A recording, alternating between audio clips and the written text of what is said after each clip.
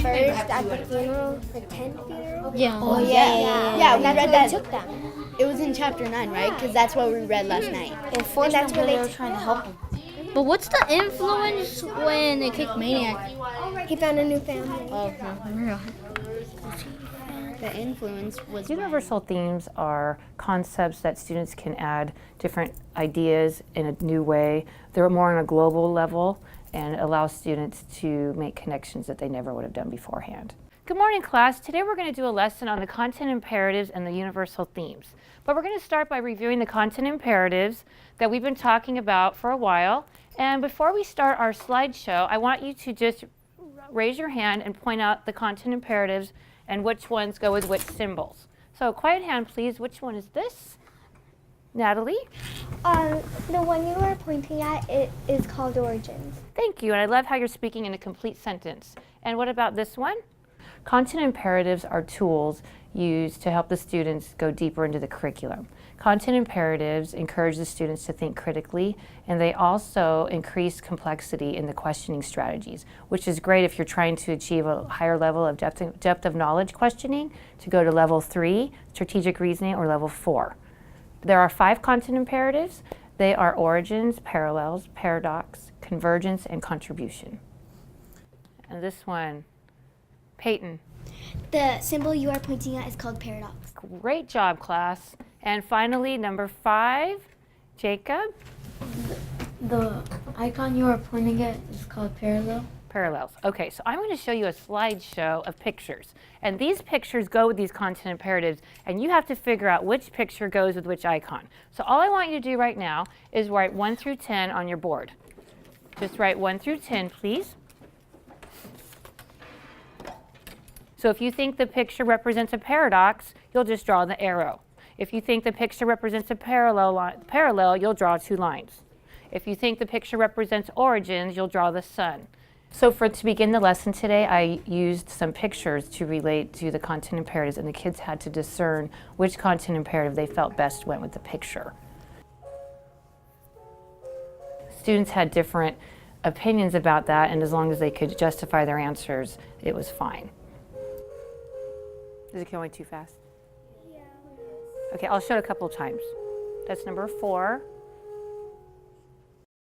Who would like to say what they think this icon would represent, which content imperative, and why? Please justify your answer. Ryan? I think it is origins because he's bringing up the new iPhone. Great. So he started the iPhone products, so you think it's origin. Thumbs up, thumbs down? Okay. What about this one? Great job, Ryan. What about when the hands come together? Which icon do you think that would be? Go ahead and write it on your board, please, for number 2. Which one? Okay, hold your boards up. Number 2. And I see everybody with the arrows coming in, convergence. Why is it important to have convergence when you're doing something, a project? Quiet hand, please. Why is convergence important? Yes, Natalie?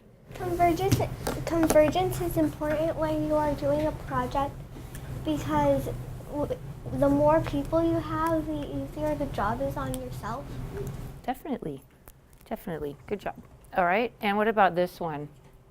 So after we reviewed the content imperatives, we just did a quick review of the universal themes by acting them out with motion. Just try to get the kids out of their seats, get them moving. And I feel like if you can connect a body movement to that idea, it helps them remember it better.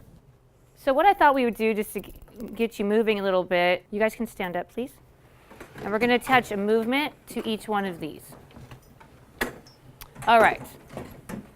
So I was thinking, we're just going to, the first one is called change. So let's go ahead and act out the word change. Here we go, we're just going to change. Okay. Then conflict. What would be a good one for conflict? How about this? Number 3 is exploration.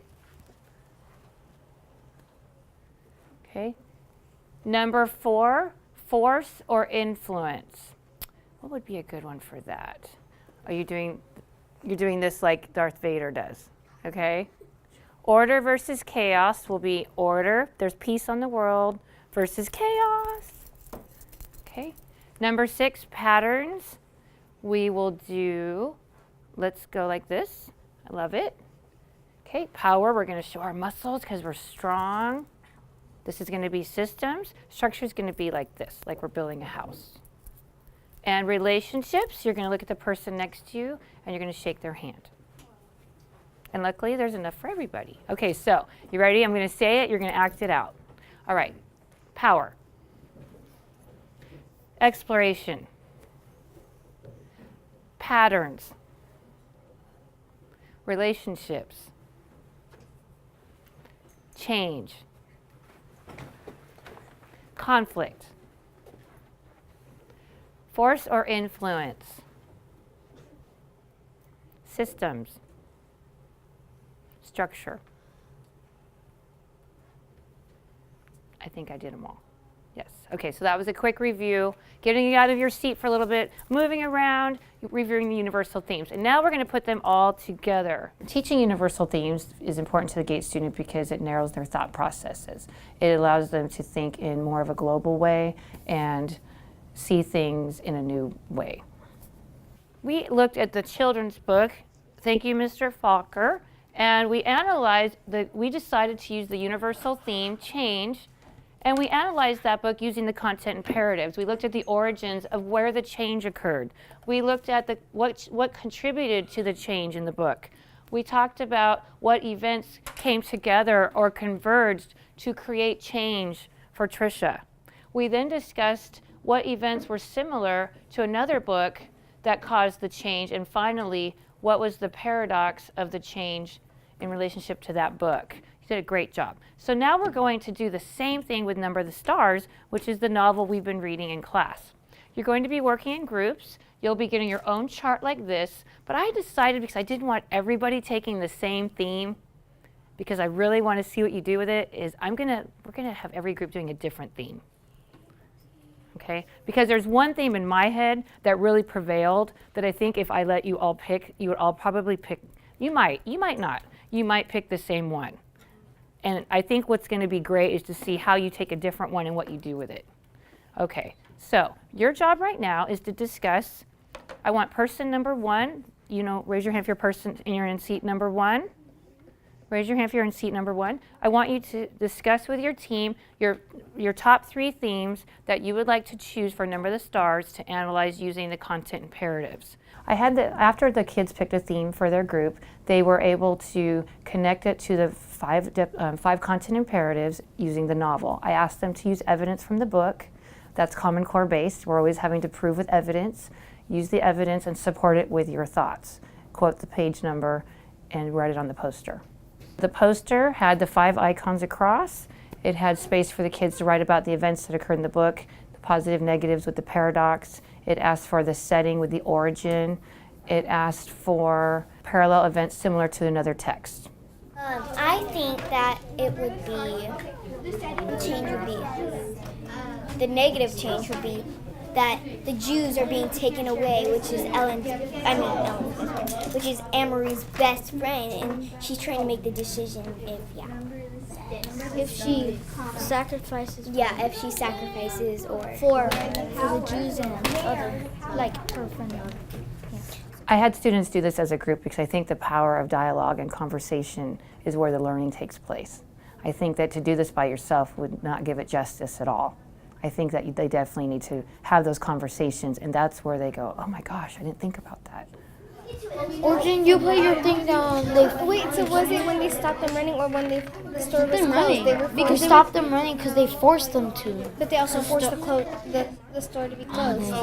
Well, how did it influence them? Then they figured out that they were taking them and that led for them to But take then them. the running, they would stop, and then when Christy told them, Yeah, how it did it led influence them them? to How did it influence them? okay, just do the story. The stores. Yeah. Okay, That's what so they figured out. put the store. Okay. I think it's great when students combine depth of complexity, universal themes, and content imperatives all together. I see that happening in my classroom, and when you see those connections being made, it's pretty powerful. I was really impressed with the conversations I heard going on, and what you were coming up with and how different they were. So what we're going to do is have you guys just do a quick share out, and we're going to have a final discussion about what happened today. So go ahead and stand up, this group, table 2. When they were finished with their posters, I had the group share out some of their key ideas and things that they found to be the most prominent. And then as a class, we discussed how all of the themes were relevant.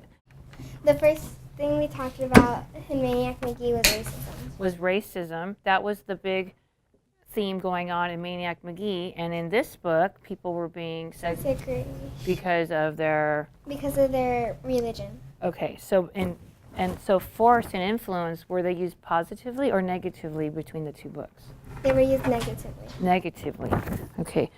I think that by doing the higher level thinking, it prepares students for reading nonfiction text. They're able to go through the information and pull out the ideas that are not just obviously there.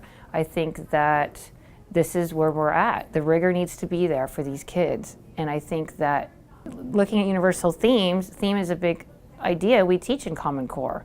It helps them to see that.